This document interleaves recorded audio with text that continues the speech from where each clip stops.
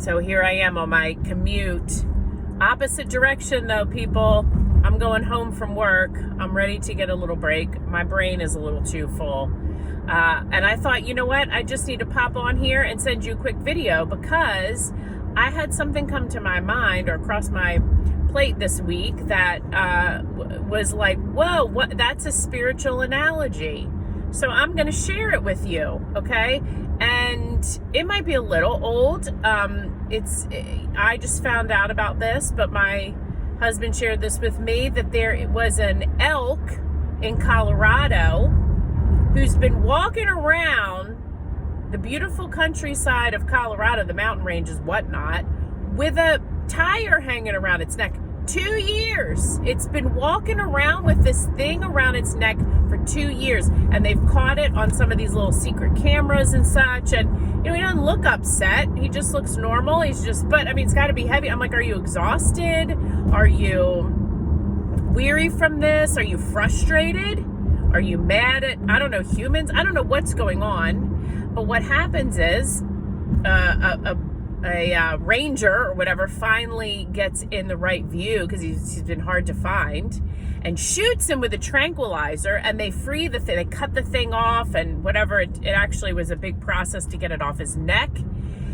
And so this guy is finally walking around free. They had to cut his antlers off because his rack was huge. Now, here's the thing, spiritual analogy. My husband told me about this, and I was like, oh my gosh, that sounds like a spiritual metaphor.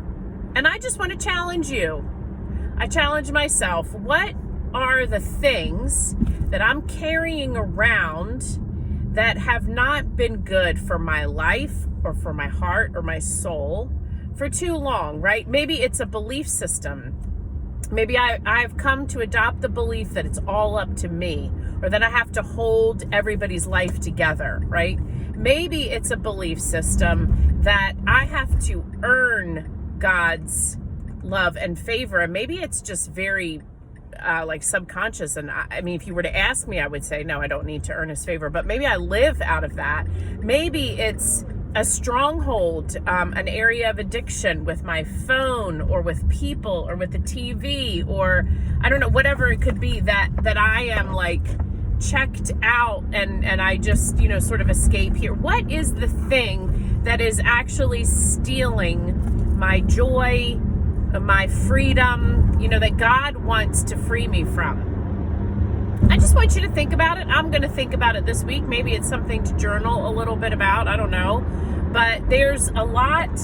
I guarantee that most of us are living with something that is burdening us that we have not stopped to think about or consider and really truly ask God, I want to be freed from this. And you know what? He got shot with a tranquilizer.